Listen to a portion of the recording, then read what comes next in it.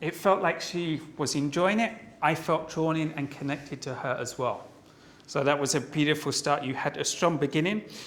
And I liked the way you had the contrast to last time you made your speech and compared it to now. So especially when you used a very slow way of saying, I unintentionally used my me time for Netflix. I could sense the sorrow there.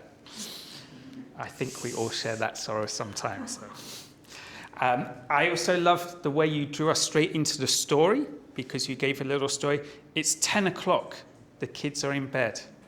I know I can relate to that straight away. Last time, I think, was last night. So yes, that's knowing the audience, engaging the audience, making it appropriate for them as well. Did you notice her use of analogies? So she was comparing things. So three examples I wrote down. You use more. Your brain lit up like a light bulb. So it's very visual as well. I imagined a light bulb floating above your head, a bit like a halo, but slightly different. Thinking like an AI as well, very appropriate after a little bit about AI earlier from Adeline. And think of us like a plant as well. So these analogies are very powerful. It makes it easier for us to understand and imagine what is going on. Your interaction with the audience was great. It made it feel more authentic. So you had your framework, the self framework. You asked, can anyone guess what the S means? So that attempt to ask the audience a question brought us in. And I loved the way you adapted to what was happening tonight. So you referenced Adeline and the use of space. You also included prevail, which I've now included by saying it in my evaluation. So that's a win-win. That's a big one. And the second C is for coaching. So a couple of things you may want to think about. One would be, this is the English teacher. Unfortunately, you've got the more English teacher. I'm sorry. So with your intonation, you said a few things like your voice was going up. So I got a glass of kombucha and a glass of wine. And that left me a little bit uncertain. Was that the end of your thought? So if it's the end of the thought, the voice normally goes down at the end. So for example, I got a glass of kombucha and a glass of wine. And then it signals the thought is complete. So it left me a little bit uncertain there. As I am uncertain in time, I love the idea of the framework for self. You only gave me the S, I wanted all of it. So if you're only going to give a cliffhanger, you should say, and if you want to know the rest, sign up for my course, which is only $329 for today, a special price. So see me after the class. Okay, thank you. Thank you, David. Thank you. Thank you, David, for this constructive feedback. We're running out of time, so I will go through to the second evaluator, who is our club president, Peter. All right. And my clock starts. All right, good evening, and thank you very much. Callista. Where's Callista? Callista, wow. Right. Today I had this pleasure, believe you all have this pleasure of listening to Callista's heartfelt speech titled, Alone, but Not Lonely. Well, it was an inspiring reflection really on how solitude can be a source of strength rather than sadness. And I really love that a lot. And the message that really truly stood out for me was this: we can learn to truly enjoy our own company and still prevail through life's quiet moments. Right, so 2 stars for you, very quickly. Stars is what you did well. And I have to congratulate you first. Your vocal variety was spot on. You have tonality, you have pace, and you have pauses. These are what I noticed of your speech. Well done on that.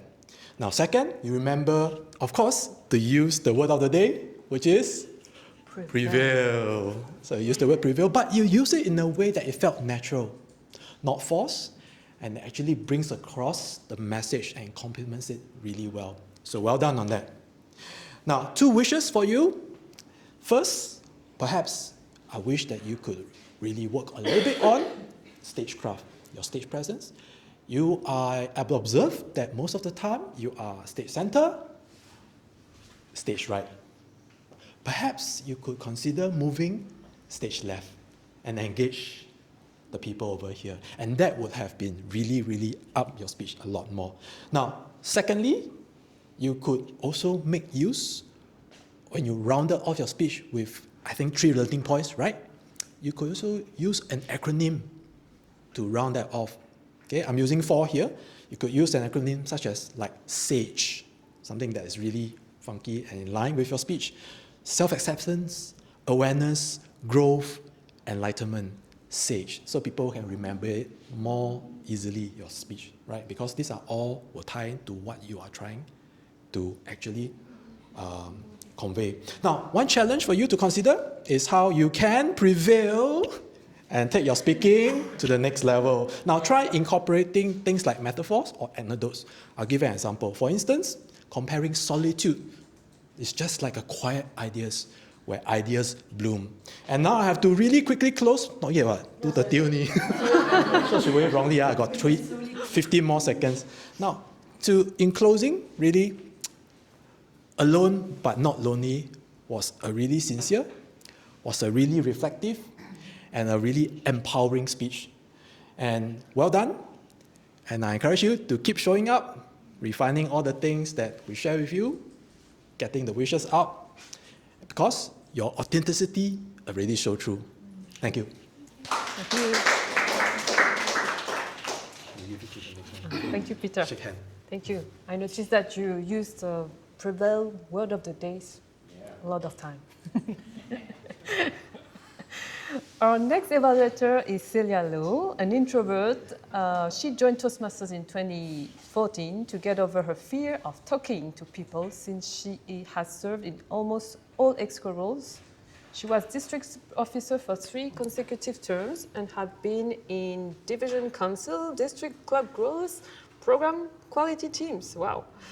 She is a corporate governance professional by profession, a Catholic by faith, a Toastmaster by passion, a bookworm and movie buff, and always goes adventuring for great food and travel with her partner in crime. Let's welcome Celia. Probably may not need a mic. You don't need? Okay. Good evening, everyone. Can you hear me? Yes. Great. So good evening again, and of course to you. Sorry, I cannot pronounce your name. Kashmira, all right. Sorry for that. Kashmira, you're talking about superpower. It's very appropriate. Because last Saturday I just attended D&D on the theme of superheroes. So it was very, very coincident. But the thing is, I can see how your speech can be prevailed further. So let me preview you with how you can make your speech prevail by using prevail. How? Prevail. P-R-E. Pre-speech. Not your pre-speech, but pre-speech in the sense that your preparation. Very, very good preparation. You drew the audience in by talking about, wow, you have very nice in your house and everything else. Then imagine it. Can I actually go to your house? Just take a look. So you actually captured the audience with a very good imagery.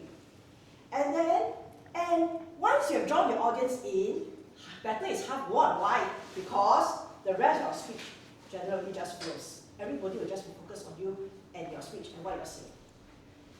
So that is very good audience connection. The next one, V. Veer. V-E-R. Why do I say veer? Because you're talking about superpower. Okay. At the same time, you're talking about secret weapon, which is a smile. So I'm trying to connect superpower, secret weapon, smile.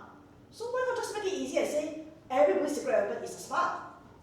So instead of talking about superpower, because when you're talking about superpower, I'm kind of expecting you to tell a story about your motherhood, because being a mother is a superpower. So I thought that is something that you say, but actually you're talking about smiling.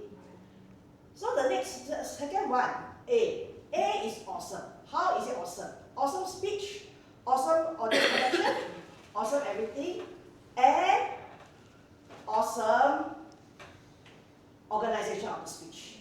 So that part itself is awesome. Now I is innovate.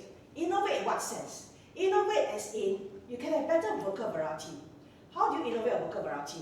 When you talk about a doctor talking to you in front of guests, you'll say something about, my daughter said she has a deadline in front of guests.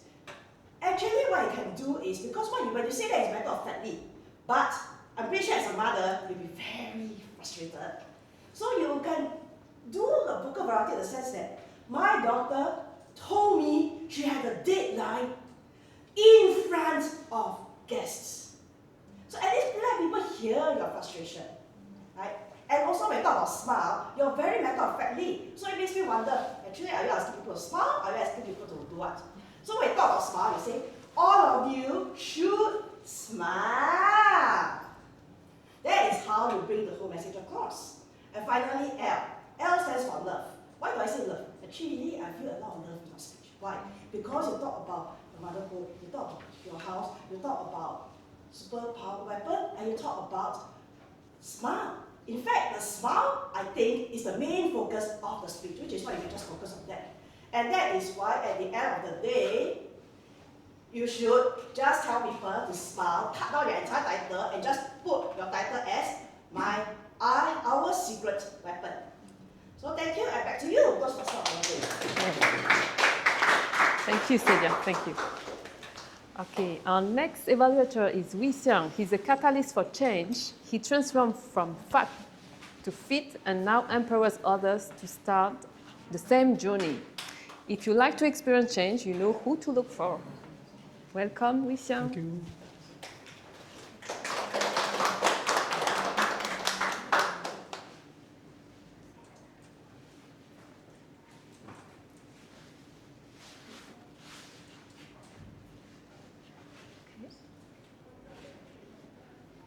New speech is, the title is, What's the Smell? What's that smell? I don't have a framework for evaluations, so I will just say out all my parts.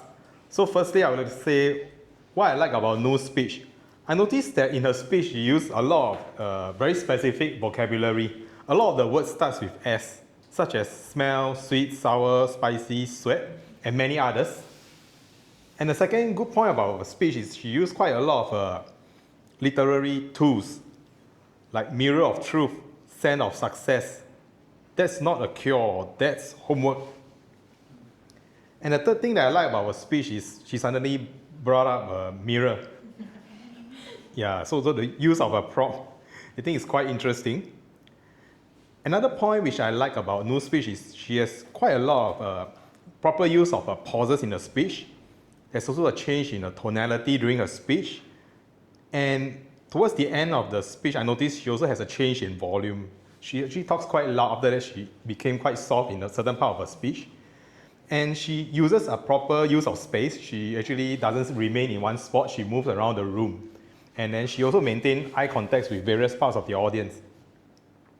And the next point is she actually has a proper, she maximized her use of time. Yeah, so I think she prevailed. She managed to hit 7 minutes, 30 seconds. Yeah. I think what can be better in Nu's speech is that because I'm a guy, I don't use perfume. So I don't quite get the description of that perfume. And maybe one improvement to your speech that I can suggest is you mentioned quite a lot of things about food. Perhaps maybe you can be more descriptive about the food so that I can trigger my hunger or appetite. Yeah. Okay, I think that's the end of my evaluation. Thank you. Thank you. Thank you, Wee Seung. Thank you. Now I invite Jilcy to give us the time report for the evaluators.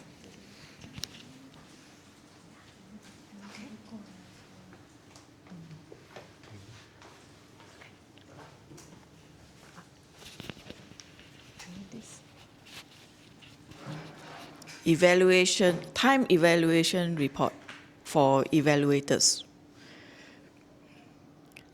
Oh, sorry, 老话. Evaluator David, time is 3 minutes and 30 seconds, right on the spot. Peter, 3 minutes and 8 seconds. Celia, unfortunately, a little bit over time, 3 minutes and 48 seconds. And Wee Xiang is 2 minutes on the spot.